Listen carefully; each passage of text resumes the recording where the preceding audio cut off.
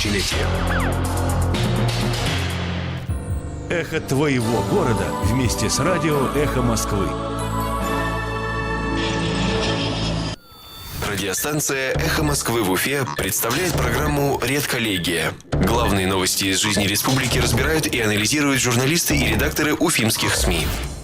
Здравствуйте. На «Эхе Москвы» в Уфе программа «Редколлегия». Это программа, в которой редакторы и журналисты подводят итоги недели. Но сегодня она посвящена одной теме. Это противостояние башкирской содовой компании, власти и силовиков с жителями местных сел и активистами. Ну, если так коротко можно выразиться. Меня зовут Руслан Валиев, а в гостях нашей студии сегодня заместитель генерального директора башкирской содовой компании по организационной и кадровой политике Рустем Басыров. Добрый день. Добрый день, Руслан. А также мои коллеги, главный редактор «Коммерсанта» в Уфе Наталья Павлова. Привет. Здравствуйте всем, добрый день. И обозреватель «Радио Свобода» Артур Асафьев. Привет. Работаем мы сегодня в таком полусвободном формате, задаем вопросы, ждем ответы, и слушатели также могут присоединяться к нашему разговору с помощью своих вопросов и реплик по ходу разговора, с помощью номера для СМС-сообщений и сообщений в мессенджере Telegram. +7 927 304 1051. Пожалуйста, не забывайте подписываться. Первый вопрос, пользуясь правом ведущего, задам сам.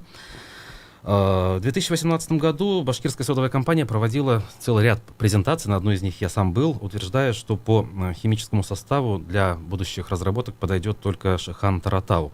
И когда журналисты в том числе задавали вопрос, а как же вот другие варианты, в том числе про Куштау, кстати, упоминали, у которого не было охранного статуса, на это всегда отвечали, что сырье не подходит по химсоставу, там, по-моему, оксида чего-то там чуть больше, чем нужно, да, и печи все это сожжет, соответственно, и наше все производство встанет. Что с тех пор изменилось? Почему Куштау вдруг стал подходить по химическому составу? Да, Руслан, хороший вопрос. Ну, во-первых, исследования химического состава известняка еще будут продолжены. Не случайно та лицензия, вот, которую мы получили от государства в августе 2019 года, она на геологическую разведку и промышленную разработку, то есть мы должны доизучить там пласты, объемы известняка и его качества. Во-вторых, компания эти 2 года после изучения всех образцов известняка с тех карьеров, с тех месторождений, которые нам предлагали, есть разработанный алгоритм технического задания. Наши специалисты, наши лаборанты, наши производственники, которые отслеживают качество сырья для того, чтобы оно соответствовало тех условиям, тем параметрам, которые нам необходимы для производства кальцинированной соды, соответственно. Они разрабатывают, у них есть определенные даже научные решения на уровне научно-исследовательских институтов страны, нашими исследованиями. Есть определенные там добавки, примеси. Будем пытаться реализовывать технологии, значит, отделения. Мы работаем над этим. Тем более известняк, ведь он весь массив же не будет, как бы, в любом случае одного качества. То есть на этом примере мы понимаем, что нет ничего невозможного, по сути, да? То есть говорили о том, что это невозможно в 2018 году, а теперь выясняется, что пытаться будем. Я не могу комментировать, не буду, Руслан, что говорили в 2018 году. Вот с 2018 года много чего изменилось.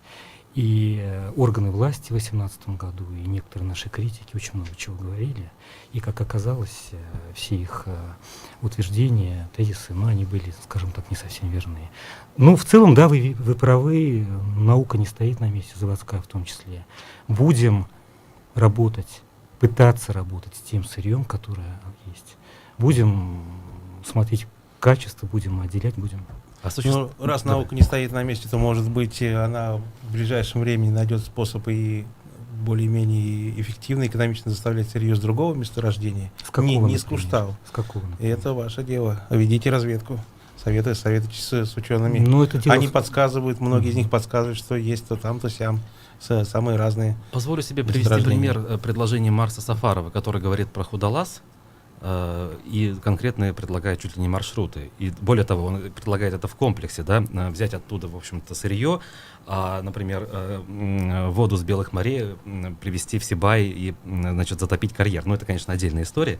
Ну, вот про худолаз. Руслан, я с большим почтением отношусь к возрасту уважаемого эксперта, которого вы привели в пример. Он доктор химических наук, преподаватель, химик, но не является специалистом по химической технологии. Более того, внимательно всегда следил за его предложениями рационализаторскими, скажем так, да, условно.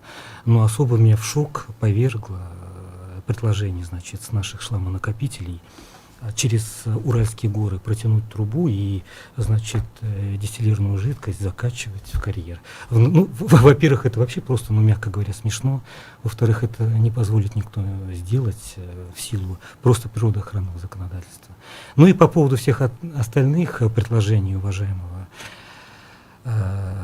товарища, скорее всего, господина, уважаемого, на самом деле, с учетом, да, он эксперт, это его точка зрения. К сожалению, вы других экспертов не приглашаете, химиков, с альтернативной точкой зрения, но это, как говорится, уже на ваша редакционная политика.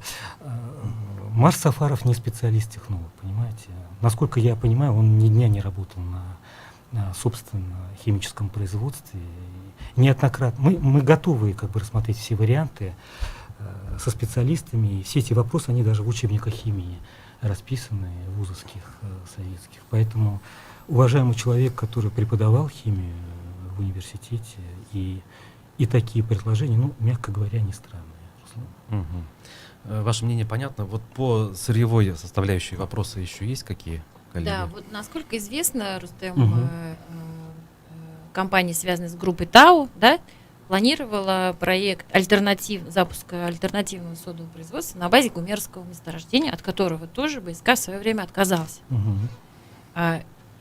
Мы, как люди, не посвященные в технологические тонкости производства соды, тем не менее не можем не обратить внимание на то противоречие, скажем, ну или там вот немного вот на то, на что обратил внимание Руслан. То есть как мы можем быть уверены, что Куштау подойдет компании, если до этого с такой же уверенностью заявлялось, что подходит только Гарат Таратау? И мои личные теперь сомнения в том, а почему и гумерское месторождение не может подойти по качеству сырья, если уж все равно смогли переиграть уже и согласились на Куштау. Вот все-таки насколько точны критерии, по которым вы подбираете качество сырья? Насколько, может быть, вы все-таки достаточно гибкие в подборе? Вот. Как выясняется. Наталья, ну, в вашем вопросе несколько подвопросов, да, я как бы на все постараюсь ответить. Что касается вот этого разрекламированного заявления наших, скажем так, бизнес-партнеров или там оппонентов, не знаю как, по поводу того, что они готовы, значит, использовать известняк гумерского месторождения, готовы построить альтернативный завод, ну, обещать жениться — это не жениться. Где, собственно, их проекты? Во-первых, где эти товарищи, которые это декларировали, и из позиции власти, и из позиции бизнеса? Где их проект и где завод, который они обещали построить? Ну, они заявляют, что у них там все на этапе можно разработки заявлять, проекта, да, и так дальше. Наталья, Может можно планировать из воздуха что-то делать, там, еще что-то. То есть вы думаете, это какой-то блеф был это был, со безусловно, стороны... блеф со стороны тех товарищей, кто это предлагал, ну, с целью игры на медийном поле, игры в информационном поле. А в чем суть? Уговорить вас на... Возможно, давление на нашу компанию. Мы же крупный игрок в бизнес-сфере страны. Естественно, огромное количество компаний и потребителей нашей соды зависит от, значит, нашей продукции. Там много цепочек экономических, и, естественно, возможно, таким способом с нами пытались вести диалог по поводу ценообразования на нашу продукцию, по поводу объемов поставок нашей продукции потребителям нашим. Я не знаю, к сожалению, зачастую в конкурентной борьбе среди крупными игроками бизнеса Ну, про эту компанию все. сейчас не слышно, ее не видно. Ее не слышно, не видно, да. не Насколько я знаю, одни из собственников находятся в федеральном розыске, в бегах. Да, и вот в связи с этим у меня интересный вопрос. Вчера было заявление пресс-службы то ли правительства, то ли главы республики о том, что именно эта компания и стоит за протестами, которые сейчас происходят у горы Куштау. С учетом ваших данных, как вы думаете, обосновано ли такое предположение было? Ну, Ради Фаридович, безусловно. Ради Фаридович, да? Нет, не он, это был представитель пресс-службы главы. Ну, есть такая позиция. Ну, я не могу отвечать за спецслужбы и за, значит, те органы, кто, собственно, обладает, наверное, больше информацией, чем я, но такое предположение у нас есть, безусловно. Что за организацией протестов, я не хочу всех протестантов, скажем так, определять в один лагерь, но не секрет, вы это знаете, это международный опыт, мировой опыт, отечественный опыт. Любой протест — это технология, коллеги. Вот такого рода предположения у вас существовали всегда, сколько я помню, как минимум, начиная с 2009 года. Постоянно у вас делались предположения, допущения, что стоят либо турецкие компании, либо американские за такими протестами. И ни разу вы не привели ни одного доказательства, вот ни на гран. Вот. Это, Артур, как я не считаю... Тогда не надо заявлять. Я не выступаю сейчас в качестве эксперта по поводу там... Тем не менее, вы сейчас только позволите себе это еще раз произнести. По поводу турков, по поводу американцев, я что хочу сказать. Отечественный рынок кальцинированной соды — это объемы 70%. Естественно, если нас на этом рынке не будет, в природе нет пустоты. Будет турецкая сода, понятно, будет конечно. китайская сода, будет американская крымская сода. Мы живем в очень жестких условиях конкуренции на всех уровнях. И, естественно, наши партнеры, в кавычках, они спят и видят, чтобы нас вытеснить. Но здесь ведь конъюнктура не только рыночная будет. Если наши потребители нашей соды, в том числе военно-промышленные... Вы сейчас перейдете на вопрос обороны и безопасности. В том числе военно-промышленные... Это последний аргумент, я знаю. Это не последний аргумент, Артур. Не последний даже? Одна из точек зрения, собственно, почему. И не всегда наши партнеры будут продавать нам соду, исходя только из рыночных условий и рыночной конъюнктуры. Я вот почему-то делаю вывод, что с теми жителями, которые все-таки находятся и живут рядом с Куштау, БСК не ведет такой внимательной, скажем так, и дотошной работы. Вот что вы на это скажете? Есть ли какое-то, не знаю, изучение общественного мнения, прямой диалог с конкретными людьми? Потому что вот если бы, наверное, этот диалог был, вы сейчас бы привели конкретные какие-то, не знаю, цитаты, может быть, цифры в процентах. Нету. Цифры, проценты, факты. Коллеги, вся буза началась... Если мы сейчас о Куштау, возвращаемся к этой теме, в понедельник, когда наши лесники, геологи попытались, начать, собственно, продолжить разработку, которую они начали, и мы внимательно анализировали и в понедельник, и во вторник, и в последующие дни, кто является ядром организационным, кто в активе протестантов. Там местных жителей не было. Потом они появлялись активисты, мы всех их знаем, мы с ними в общении, в диалоге, но они подошли потом. И не в том количестве, как преподносилось в целом ряде СМИ, что БСК ведет, войну с местными жителями. В ход пошел еще один аргумент. БСК не ведет войну с местными жителями, понимаете? С точки зрения прямого диалога, отчасти с вами соглашусь, наверное. Послушайте, Рустем, наверное, в большей степени нужно... Перед вами сидят нижегородские журналисты первогодки. Мы прекрасно изучаем этот протест очень долгое время. Мы знаем, кто возмущается, как возмущается, какие политические силы там тоже есть, сколько местных жителей, с чего начинается. Это все сейчас. Вы сейчас говорите неправду. Артур, если вы знаете, приведите факты. Любое протестное выступление, оно может быть неоднородное. Это действительно не секрет. И к нему и присоединяются совершенно люди разных, из разных территорий. Это стандартные экологические протесты по России, всегда многосоставляющие. То есть присоединяются самые разные движения. С местными жителями, Руслан. Смотрите, ведь уже несколько флешмобов было как минимум, где по несколько сотен людей собирались. То есть не в понедельник история началась. Да, я сам присутствовал на одном из мероприятий в феврале месяце. То есть, и в принципе, те люди, с которыми я лично общаюсь, это одни и те же люди. И в феврале были те же люди, и в декабре, по-моему, да? И сейчас, раньше еще. Руслан, я все-таки попробую завершить тот ответ, который на предыдущий вопрос. Безусловно, с местными жителями работа должна, наверное, быть более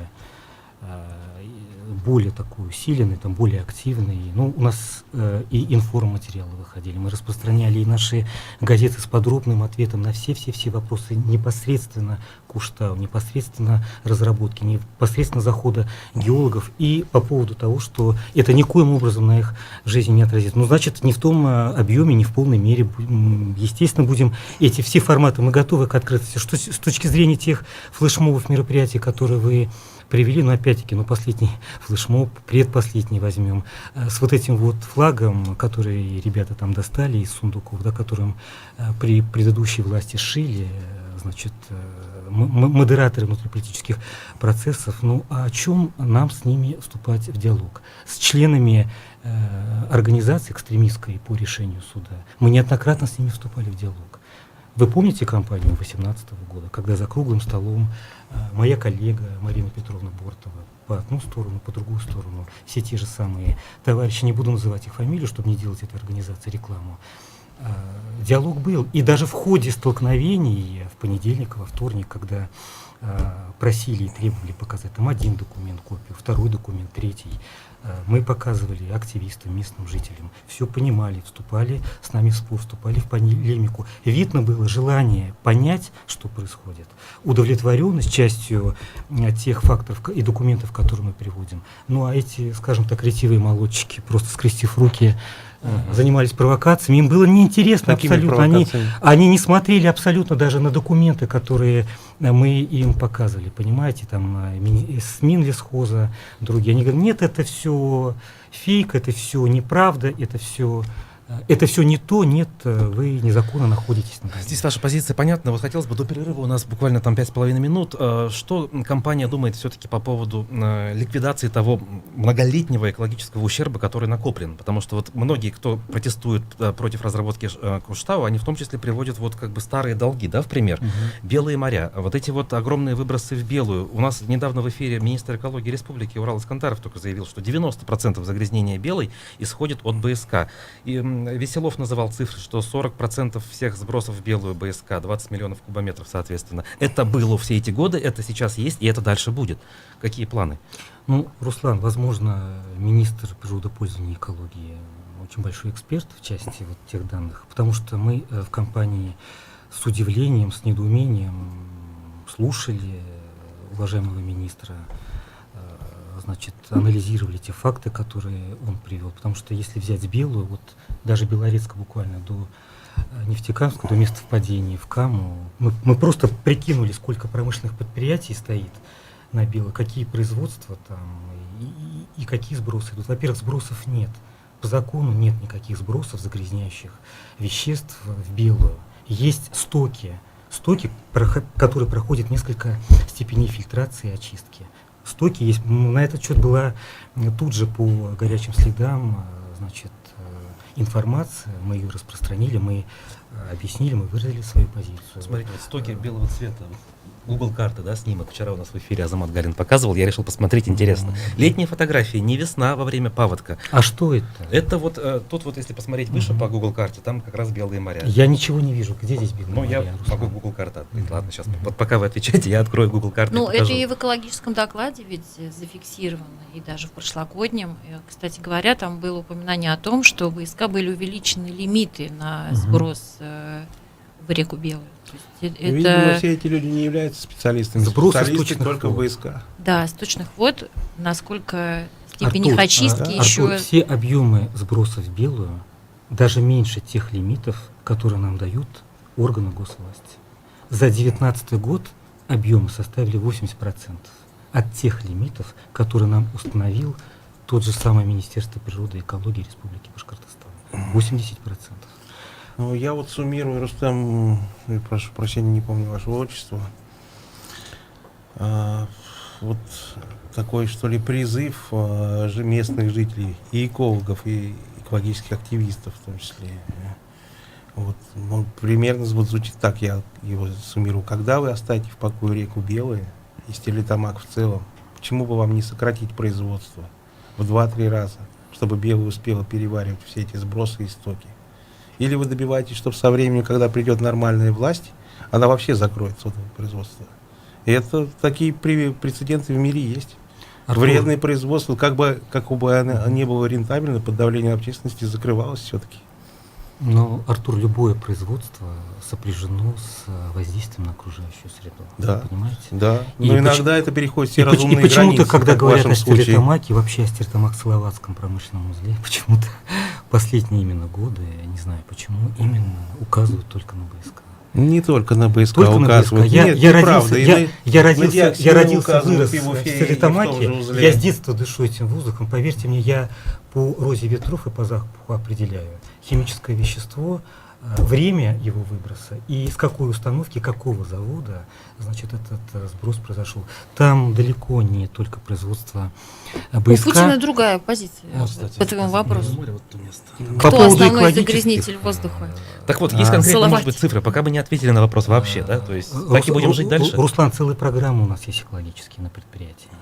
Ну вот качество Длительные, источных вод, долгие. можно ли их довести до безопасного состояния? Вы богатая компания. Я думаю, что даже годовой прибыли, если... У нас новое отделение строится, фильтрация дистиллированной жидкости. которая Что это пойдет будет? в Насколько это основную улучшит категорию. ситуацию? Какие сроки? Что на выходе, да, мы ждем, я не знаю, она будет выпариваться. Вот я вот, например, как дилетант считаю, что нужно воду испарять, а все это дело превращать, я не знаю, в брикеты. Там будет разделение, значит, по химсоставу вот этих, значит, наших стоков, наших выбросов с потом дальнейшим использованием, в том числе и в системе, в сфере ЖКХ. Ага. А когда этот проект будет реализован? Ну, он у вас вот 20-21 год реализация Мгм. проекта. Это помимо тех, не знаю, 700 миллионов рублей, которые озвучиваются в качестве Вообще инвестиций? экологические программы у нас 1,5 миллиарда только на 2020 год на предприятии. Они все идут бок о бок, они сопряжены и с модернизацией технологического оборудования процесса, и в то же время все направлены абсолютно на уменьшение вредного воздействия. Та же самая вторая программа замена колонного оборудования на производстве кальцинированной соды мы в 2014 году запустили, значит, эту программу. Около миллиарда рублей уже затратили, это будут минимальные выбросы там, в атмосферу и так далее. То есть все инвестиционные проекты так или иначе вокруг Мы экологии. должны прерваться, у нас сейчас новости. Я напомню, что в гостях программы «Редколлеги» замдиректора БСК Рустем Басыров. Оставайтесь с нами, присылайте вопросы.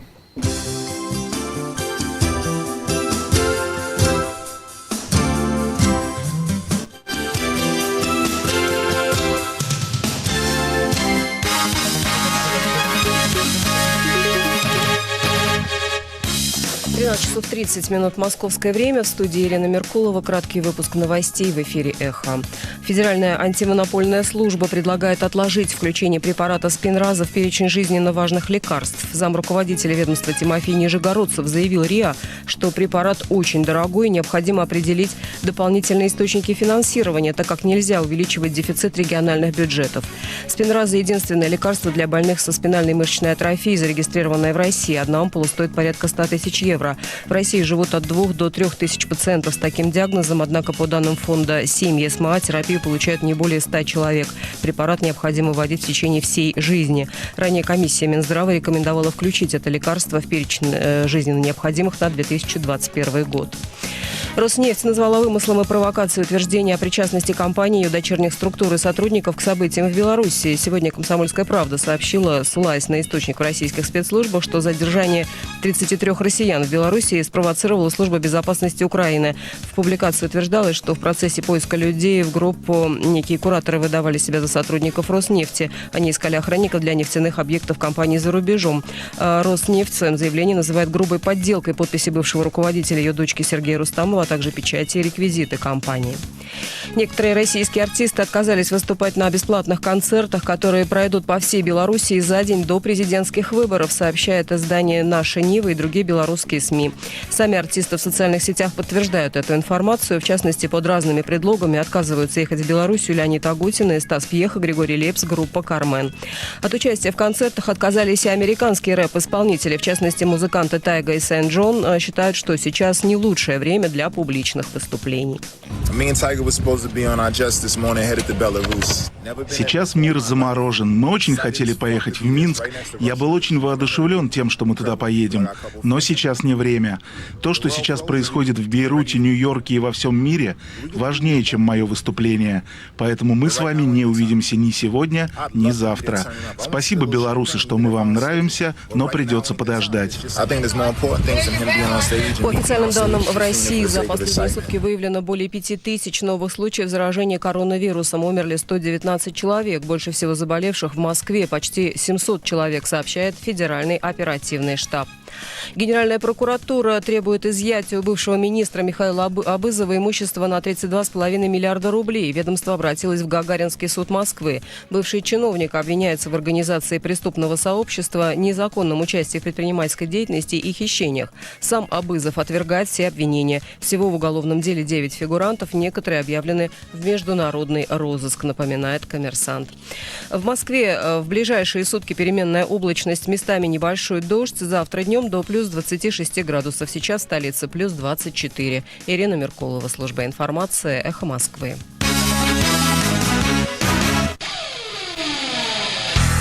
И о погоде в августе. На Farmland.ru будет особенно жарко. Ожидается обильное выпадение промокодов и раздача дополнительных скидок. Только в августе на Farmland.ru дополнительная скидка 8% по промокоду. Ищите промокод на Farmland.ru и в аптеках Farmland. Покупай еще дешевле на Farmland.ru. Срок акции с 7 по 31 августа 2020 года. Имеются противопоказания. Необходима консультация специалиста.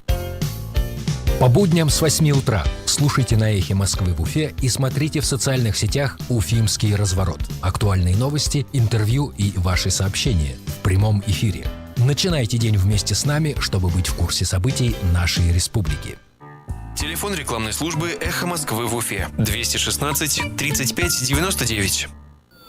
Радиостанция «Эхо Москвы» в Уфе представляет программу «Редколлегия». Главные новости из жизни республики разбирают и анализируют журналисты и редакторы уфимских СМИ.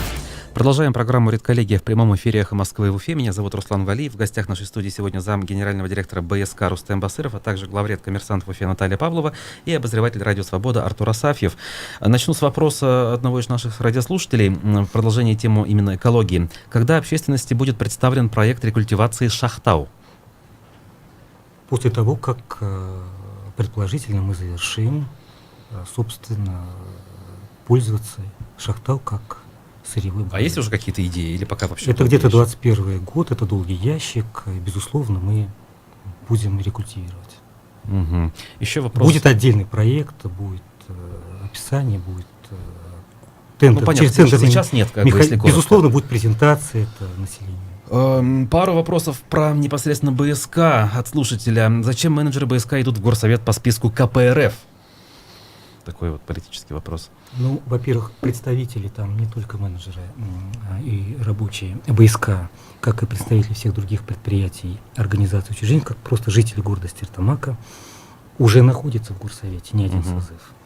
Я знаю, вот один из наших сотрудников, Ануфриев Владимир Борисович, он член КПРФ, ему Геннадий Андреевич в свое время вручал членский билет. Ну, это их право, это их дело, пусть идут в горсовет. От Компартии, от любой другой партии. Ну, хорошо, не будем на этом это вне вообще, по-моему, повестки. Прекрасно. Вот возвращаясь к повестке все-таки, да, по Куштау непосредственно. Прости, Руслан, я вот не могу просто-напросто. Не перебить. Вот, да, не перебить, потому что в этой теме. Так.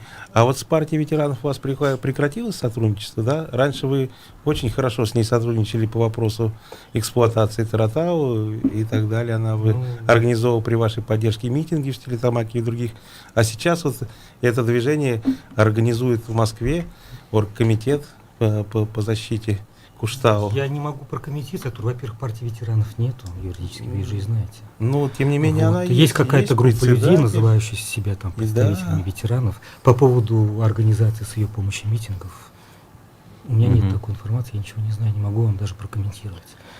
Чтобы партия ветеранов организовывала там. Хорошо, давайте. Но мы все знаем, что митинги такие были в 18-м, это субъект политического процесса была, она могла. Возвращаясь к проблеме сегодняшнего дня, разработка потенциальной Куштау, помимо там мнения местных жителей, которые просто-напросто живут рядом и как бы их мнение не учитывается, есть еще мнение ученых, да, тех же биологов. Я вот прям процитирую вопрос кандидата биологических наук Максима Кривошеева, Михаила, прошу прощения, который об этом постоянно пишет и говорит.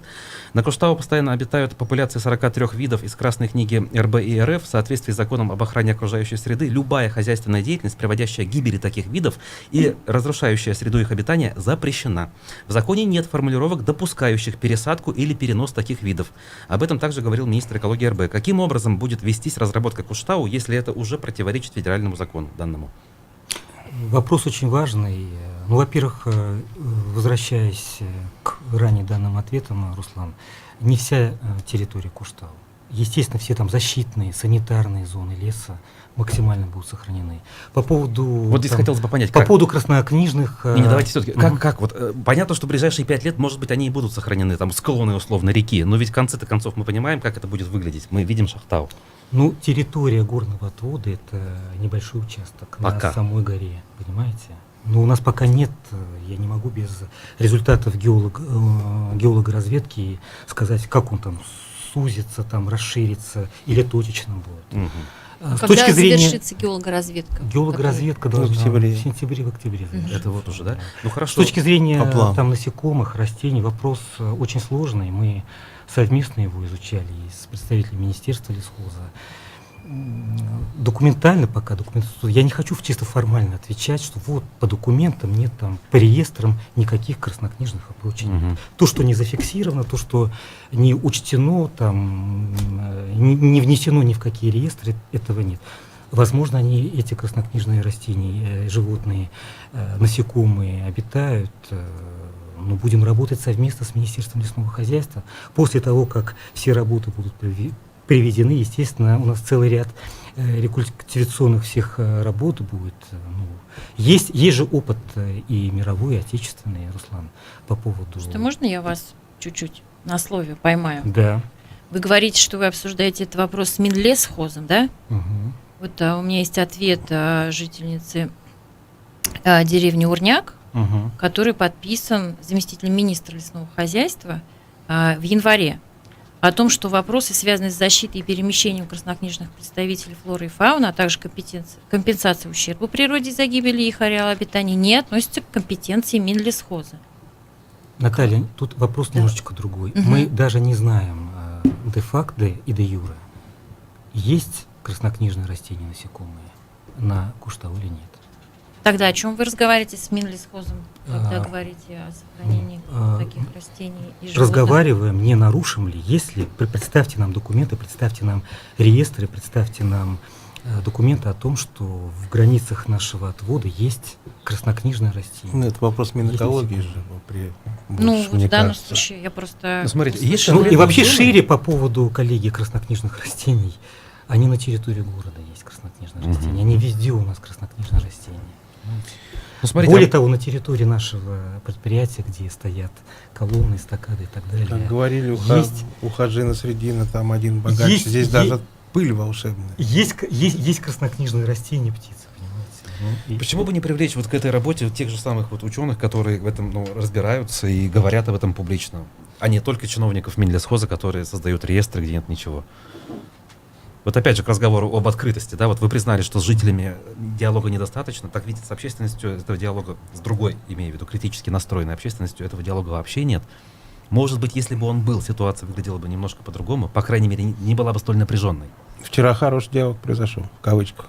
Руслан, диалог есть, но я еще раз говорю, его, естественно, надо форматы нам усиливать. Ну, вот один... Ой, я перебила.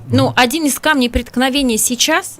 Это подозрение активистов в том, что компания начала вырубку лесов, не имея на то достаточного количества разрешений и количества документов. Вчера был релиз БСК, где было написано, что все замечательно, но у меня такой вопрос, который мы обсудили с активистами, каким документом были снят, я сейчас таким бытовым языком, статус защитных лесов с того участка, на котором началась вырубка. По их данным, это должно было быть оформлено постановлением правительства республики. А второе, в вашем релизе есть ссылка на проект освоения лесов, который был согласован в Минлесхозе. И вопрос активистов, ну и мой, соответственно, состоит в том, проходил ли этот проект, получил ли он заключение, он вроде бы должен получить положительное заключение госэкспертизы. Есть ли вот эти два документа у вас на руках? Потому что их никто не видел, люди, им не предоставляют, и возникает вопрос, а есть ли все разрешительные документы на эти работы?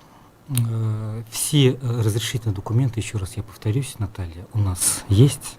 Первый документ лицензия, второй документ договор аренды лесного участка, третий документ проект освоения лесного участка. И... Кстати, да.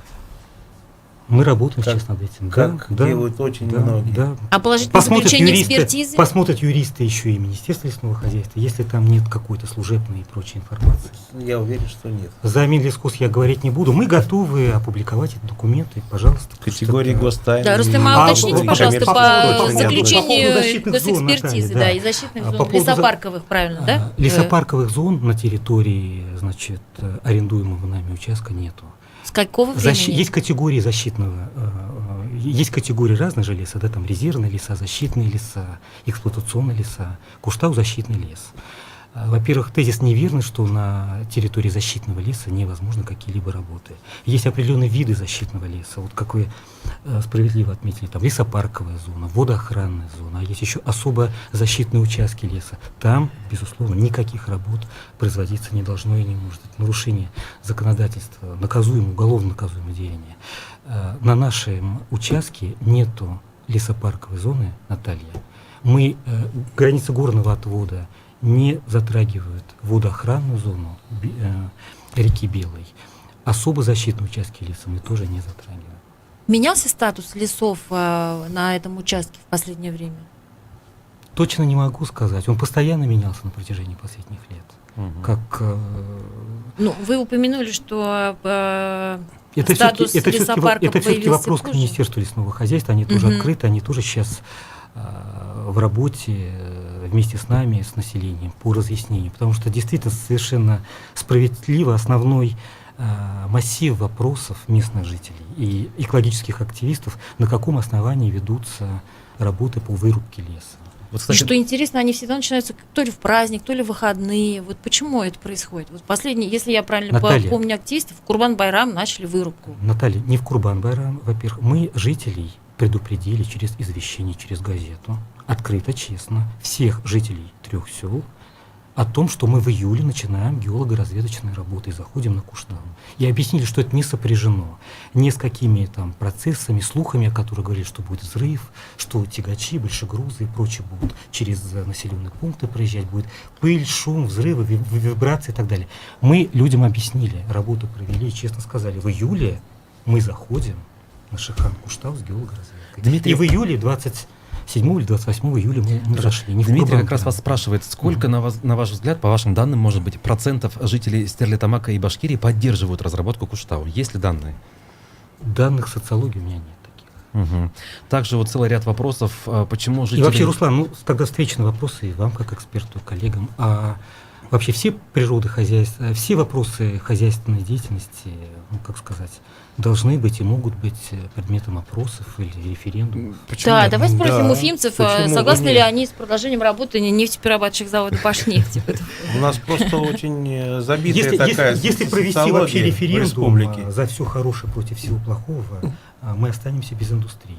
Мы останемся без аэропортов, мы останемся без трасс, мы останемся вообще, мы вообще останемся без хозяйственной деятельности. Да. Я думаю, что да. Это чисто полемический прием. Можно я спрошу теперь? Давай. Вот скажите, пожалуйста, вы, наверное, смотрели вчера репортажи, прямые трансляции с места событий у Куштау. Вот вас не смущает, какой имидж складывается сейчас у вашей компании, содовой компании, в результате всех этих действий? Он складывается очень стремительно и кумулятивно буквально. Негативный, сугубо негативный имидж. Потому что все отдают себе отчет, что за действиями силовых структур стоит воля именно вашей компании, в первую очередь. Ну, это официально подтверждено, в том числе комментариями. Да, Артур, это и вы направляли заявление в полицию, после чего дали фактически ей отмашку на такие. А они уж действуют как привыкли. Артур, мы производим соду и химическую продукцию. Мы завод, понимаете? Мы не охранное ведомство, мы не орган госвласти, правоохранительный. И тем не менее. Мы хотим работать законно на том отводе, на том участке, который нам выдало государство. Ничего противозаконного мы не делаем. И когда на пути нашей техники, наших работников встают молодчики бритоголовые, которые угрожают лесникам физической расправой, которые угрожают насилием, задайте вопрос МВД и полиция, они вам предоставят фактуру.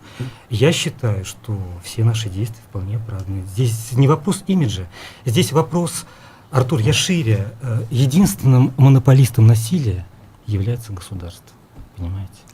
Тем не менее, у нас все говорят там про наш ЧОП. Наш ЧОП охраняет имущество. Он охраняет технику, он охраняет то имущество, которое у нас есть. А охрана жизни и здоровья, обеспечивание вообще правопорядка и законности, это прерогатива государства. Ну, оправдано ли обращение в полицию все-таки? Полицию оправдано. По тем фактам, по которым эти обращения были. Там было насилие, там была порча нашего имущества. Какое насилие? Более того, там еще были... Конкретизируйте, пожалуйста. По поводу насилия, да? Давайте я не буду... Но почему? Вы же слово произнесли. Есть решение полиции. Просто у журналистов есть мы данные не о другом видели, насилии, о насилии да. в отношении... Мы Мы не не видели видели таких...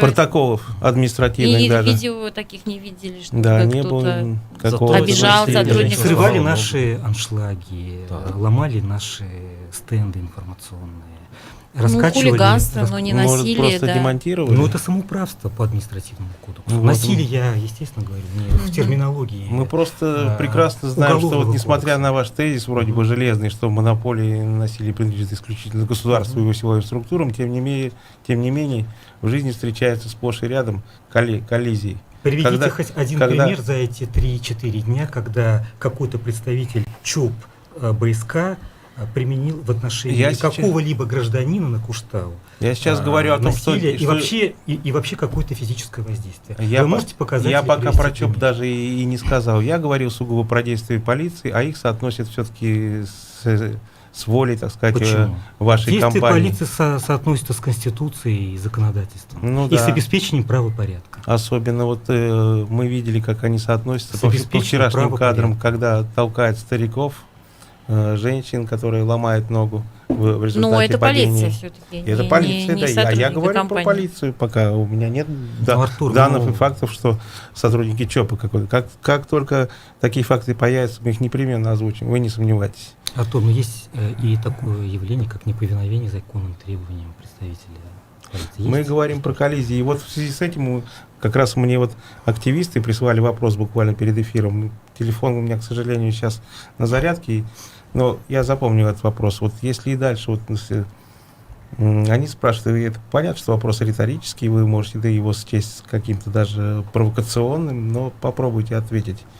Если все-таки люди станут живой цепью на пути вашей техники, вы направите на них эту технику, будете давить людей? Я не отвечаю на такие вопросы, Артур. Понимаю. Это чистой воды провокация. Ну, такой вопрос вот был задан. Как вы можете себе такое представить? Не только сформулировать вопрос, но и представить. Вы сознательно создаете образ нашей компании такого какого-то жестокого монстра, который направо-налево поедет по костям людей. Мы, к сожалению, знаем прецеденты, пусть и из других образ, на самом деле, создается естественным путем. То, что вчера видели, вот несколько пожилых людей пострадали физически. Да, там просто при таких обстоятельствах недолго, действительно, и до очень тяжелых последствий. Эксцессы исполнителей. Как это и потом это, неосторожность. Это драма или трагедия может произойти. Есть хоть один пострадавший? Есть перелом ноги, как минимум, у 70-летней женщины. Есть 84-летний почетный химик, кстати говоря, который жалуется на боли в руке. И есть у него свидетельство, что его чуть ли не били. То есть это вот только два случая, которые вот первые в голову Руслан, пришли. это проверенные факты? Это пока со слов. Проверенные, это доказанные. Есть ведь видео. И в перелом, кстати, был зафиксирован в травмпункте. Надо, мы достанем заключение врача, опубликуем, если вы сомневаетесь. Я хочу уточнить, скажите, пожалуйста, Рустем, вот обращение компании в правоохранительные органы с заявлением о краже имущества? Не о краже, а о порче. Ну, колышки, вот... Ну, да. Это имущество. И лента. Угу. Я могу ошибаться в формулировке, потому что не знаю, на что именно было написано заявление, потому что не видела само заявление. Насколько это важно было для вас? То есть означает ли это, что компания будет не видит других возможностей урегулировать ситуацию, кроме как обращаться в МВД и в Следственный комитет? Пока нет, но в полицию. Наташа, Наталья, мы же рассматриваем конкретный случай. Для нас, не знаю, насколько важно то, что вы перечислили, для нас важно оставаться в правовом поле. Другого пути нет. И если в отношении нас идет нарушение закона, какой у нас остается ресурс? Обращаться в органы государственной власти и в полицию. Там, где в отношении нашего сотрудника БСК, нашего работника и нашего имущества идет осознанное противоправное действие, как конфликт в любом цивилизованном обществе и правом государстве по поводу решается? закона, отслушайте совместно вопрос. с государством. Но мы же не можем там допустить хаоса и каких-то беспорядков. Позиция понятна. Почему поставили шлагбаум не на территории аренды? Какое право имеют, спрашивает нас местный житель. Это позавчера, видимо, оборудование подвозили. Надо смотреть по схеме. Я сейчас не могу. Целый ряд вопросов, но я их объединю, наверное, в один. Он такой, конечно, глобальный, но люди примерно так рассуждают, что какое сырье используют аналогичные зарубежные компании, Куштау не отдадим, а почему новые технологии не применяете, и почему зациклились на устаревших вот этих вот вариантах использования известняка? Этот вопрос не дает покоя очень многим. Зная, какую прибыль получает БСК, и зная, что мы живем в 21 веке, сегодня совершенно другие технологии могут использоваться, может быть, на какой-то период с меньшей прибылью. Почему все-таки, вот не переходит компания на какие-то инновационные рельсы? Вокруг технологий раскручено тоже очень много мифов, Наталья, в том числе вот такими экспертами, которые вот приглашаются, химики, которые там предлагают из воздуха делать кальцинированную соду. Добывая. Старый двигатель внутреннего сгорания, технологии какого века? Или там та же самая электрическая лампочка? Ведь давность какой-то технологии, это не говорит о том, что она устарела. Метод Сальве, которым мы производим соду, он взят на вооружение всеми индустриально развитыми державами. Соединенные Штаты, Европа. Есть там турецкие производители соды, у них и природная сода есть. Есть эксперименты по альтернативным методам, но они экологически еще более, они ужасны, они опасны, и они пока на уровне экспериментов. Наиболее классический, безопасный, апробированный способ – это тот способ, которым мы производим кальцинированную соду. Естественно, каждый год, внедряя те модернизационные программы по улучшению этого способа, для того, чтобы, еще раз говорю, эффект негативного влияния на окружающую среду был меньше. Один из самых распространенных вопросов: кто являются реальными собственниками, бенефициарами БСК? Акционеры. Ну вот и основные государство, что это некие люди, которых мы не знаем, которые живут на французском, Лазурном берегу и прочее. Их же имена раскрыты были уже в последнее время в публикациях. Руслан, я как менеджер наемный, топ-менеджмент БСК должен сейчас обсуждать частную жизнь, кстати, а с чем вы частную жизнь акционеров компании. И, хорошо, давайте обсудим вообще иметь прибыль для организации, которая, собственно, и нацелена на получение прибыли, это разве плохо с учетом? Опять же, Конечно. мнение людей хорошо, имейте прибыль, но на уровне здравого смысла, а не сверхприбыль. Вот таково же основное мнение и претензия. Почему сверхприбыль? Думаю, даже не в этом, в том, что... Артур, у нас за 2019 год 17 миллиардов все отдачи государства. У нас 10 миллиардов налогов, 6 миллиардов дивидендов за государственный пакет акций, который республике принадлежит. Миллиард на реализацию соцпрограмм. Я еще там не считаю десятки программ других помощи, больницы, медучреждения и так далее. Мы зарабатываем, и за счет того, что заработали, очень много отдаем. Это я прямые вливания вам перечислил, а есть же еще косвенный эффект от зарплат, от всего остального. Почему вы считаете, что только жажда наживы, условно и так далее? Нет, мы социально ответственный бизнес. И мы очень много реально отдаем. На наши налоги, на наши вливания живет отчасти и республика, и город Стерлитамак, и жители имеют возможность, в том числе и получать зарплату. А такая статья, как лоббирование, у вас есть? Статья расходов? Лоббирование? Да. Я понимаю, что в законе этого нет. У нас, по-моему, вообще на законодательном уровне такого понятия, как лоббирование, нет. В отличие от Штатов. Возможно, это по-другому называется. А что вы подразумеваете под лоббированием суда и что? Подготовка и проталкивание, извините. Я могу подобрать другой термин, может, более корректный. Но суть та же. Нужных решений в правительстве, в республиканском, федеральном таких расходов в Думе, в бюджете компании и в бизнес-плане нет. Такие вопросы не услышали. Публикация в Ленте по поводу бенефициаров, она с чем связана, на ваш взгляд? Вроде как сырье предоставлено, компания будет работать. Что за еще какие-то, я не знаю, разделы чего-то интересного? Ну, там ведь ничего нового в этой публикации нет. Это такой реферативный сборник всей той желтухи, простите меня за сленг, да, То есть это которая в течение 10-15 лет на разных помойных сайтах, ресурсах и прочих каналах, собственно, выливалась. Нет, это вполне закономерно, вполне объяснимо. Это, я еще раз говорю, возвращаясь к тем вопросам, которые мы ранее обсуждали, это конкурентная борьба, это попытка через дискредитацию акционеров, через организацию, в том числе и протестов и всего остального, естественно, добиться от компании каких-то. Нет, это понятно, Кто такой могущественный ваш соперник с такими ресурсами? Ну, при чем тут жители деревни Урняк? Я не думаю, что ваш стерлитамакский оппонент мог так хорошо разместиться на ленте РУ. У меня данных нет, кто заказчиком является статьи. Но, безусловно, это заказ с определенным ярко выраженным. Нет, здесь мы не будем спорить, потому что я, например, знаю, как могут работать. Артур, это же заказ. Вы как журналист, как ваше мнение? Ну, я думаю, склонен считать, что такого рода публикации, конечно, являются заказными, по крайней мере, или это крик души какого-то конкурентной борьбы, потому что я лично знаю, как могут работать пиар-менеджеры Уралкали, Азота, не понаслышке знаю. Вот, кстати, у нас буквально до конца минуты уже осталось. Но тем не менее переводить стрелки исключительно на эту конкурентную борьбу, как это делают, кстати, и пиарщики нашего республиканского правительства, мне кажется, нечистоплотно. Оставшееся время, с учетом ситуации, которая сложилась, напряженность растет. Компания как-то планирует все-таки пересматривать свое, не знаю, поведение, так скажем, да? Стиль общения нам надо больше рассказывать жителям сел горе Куштау, близлежащих, о том, что мы уже сделали и что собираемся делать.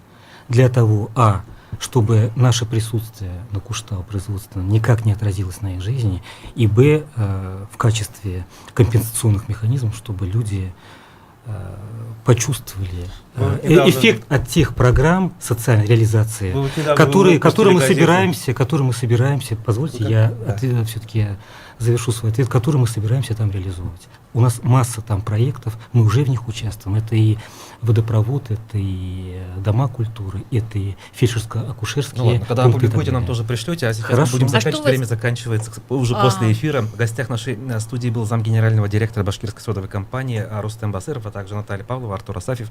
Меня зовут Руслан Валиев. До новых встреч, пока. Никита Полянин забыл.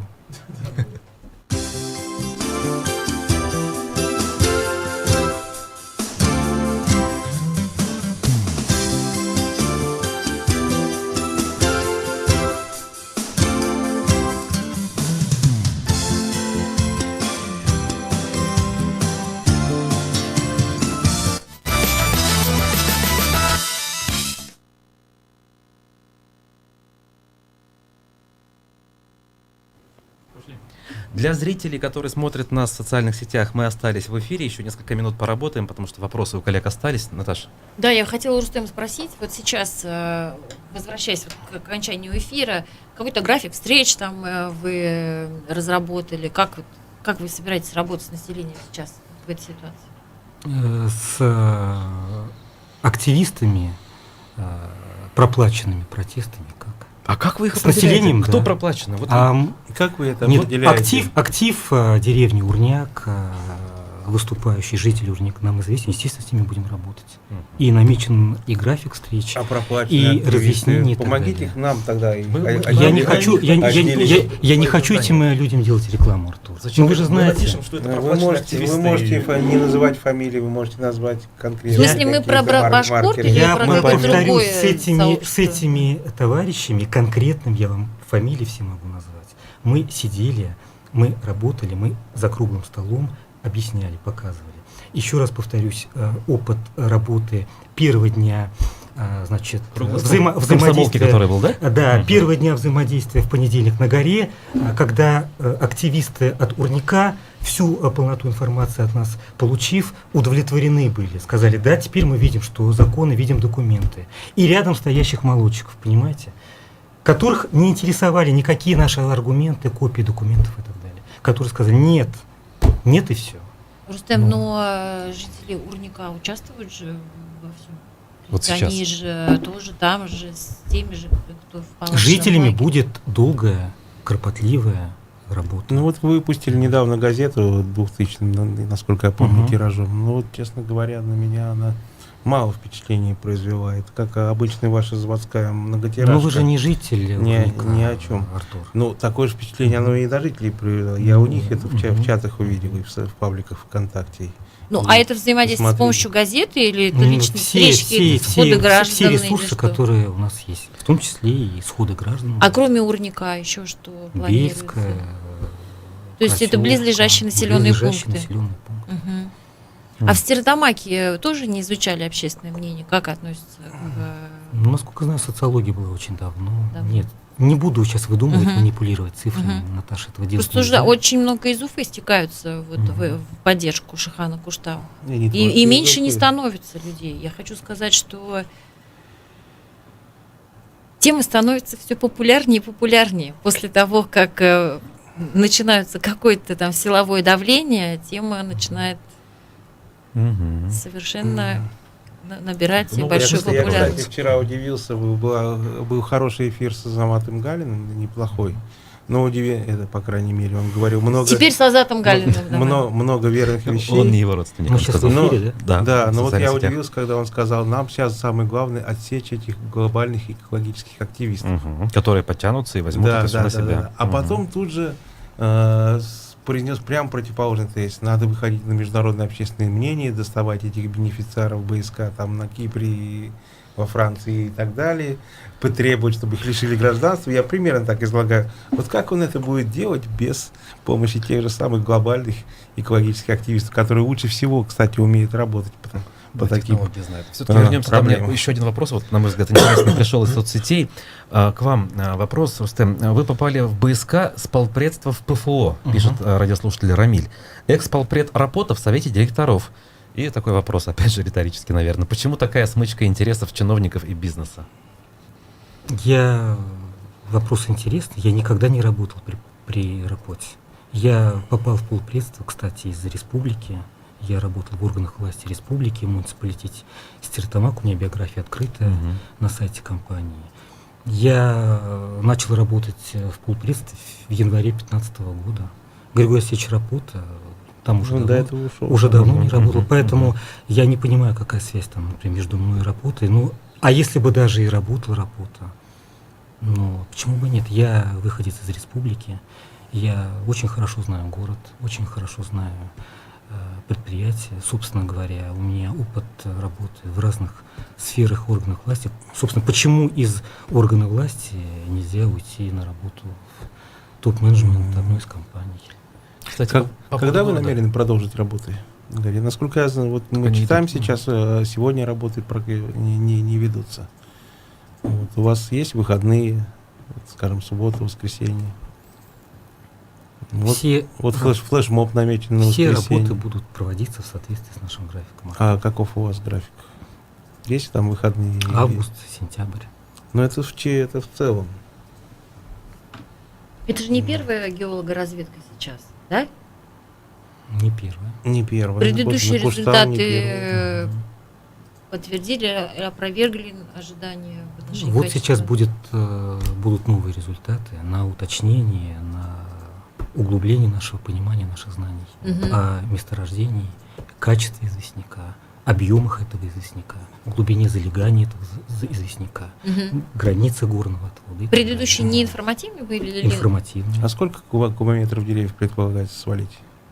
В результате Конкретно я этого вам сейчас не скажу, это в декларации лесной данные. Площадь общая 9 гектаров. если Около мы правильно. 9 гектаров. Ну, боюсь ошибиться, коллеги. Это как бы вот информация. это верхнее плато или как это? вот? Это часть наверху. Часть наверху, Да. спускаясь к седловине. Ага. Если геологоразведка подтвердит необходимое качество сырья, как будет разрабатываться это месторождение?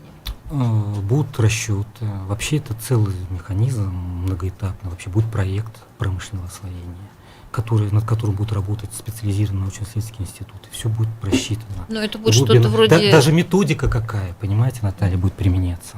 Пока я не могу сказать, зачем буду фантазировать сейчас. Мгм. Мы пока еще не знаем. А вот какая мне методика будет, и это все будет закладываться в проекте. С расчетами, с обоснованием. А вот мне интересно, вот вы собрались проводить, как я понял, нормальную, грамотную пиар-компанию в дальнейшем. Непонятно, правда, почему вы раньше так скрупулезно ее не проводили. Вот там есть разные аспекты. Кого-то вы будете убеждать, что вы сохраните краснокнижные растения. Кого-то вы будете убеждать местных жителей, прежде всего, в том, что работа не доставит им никакого беспокойства. Вы перечислили, какое может беспокойство и что его не будет. Кого-то еще в чем-то будете убеждать. Геологов о том, что вы все отроете, создадите музей, поможете геопарку Таратау и так далее. Ну, музей у нас есть. Вот вы в том числе во время передачи пару раз упомянули о молодчиках, и в том числе из Башкорта, с которыми я про Башкорт ничего не говорю. Невозможно договориться. Ну, я так понял. Мы все экстремистскую организацию запрещенную. Да. Вот, то есть про представителей башкирского национального движения. Вот, мы так поняли, что речь шла. У них есть еще один аргумент, что эта гора для них святая, сакральная, историческая. Вот как вы здесь вот будете работать? Вы будете отрицать это? Я вырос в окрестностях этой горы, я ни разу, вот если еще даже по Таратау споры шли, насколько она святая, потому что по мере разрастания, скажем так, дискуссии, да, она все святее и святее у нас становилась Таратау, хотя тоже мне там детство прошло, там, ну, это отдельная тема. А по Куштау и вокруг Куштау, даже если вы посмотрите, никогда Куштау каким-то сакральным содержанием, сакральными смыслами не наделялся. Ну, историческим, так скажем. Историческим. Покажите мне. Даже по Таратау какие-то упоминания там. Таратау городище есть, да, там документы. И прочее. А по Куштау тоже некоторые археологические находки были опубликованы. Артур, это автоматический тезис снят с Таратау, и, значит, сейчас пытаются навязать горе. Ну, ведь это не удивительно, если даже как историк рассуждать, потому что горы рядом, одинаковое строение имеют. Это вообще философский вопрос. Ну как можно гору наделить сакральным смыслом, тем более. И мы сейчас с точки зрения истории рассуждаем. Мы говорим там о национальных вещах, о религиозных вещах. А с точки зрения там того же самого ислама, это вообще есть несусветная, гора святая. Ну что ж, ладно, как говорится, вопросы, они могут поступать постепенно, но мы будем заканчивать, все-таки уже час в эфире. Спасибо всем, кто был сегодня с нами, в том числе последние 10 минут в социальных сетях. Спасибо всем нашим гостям. До новых встреч, пока. Спасибо. Спасибо. До свидания.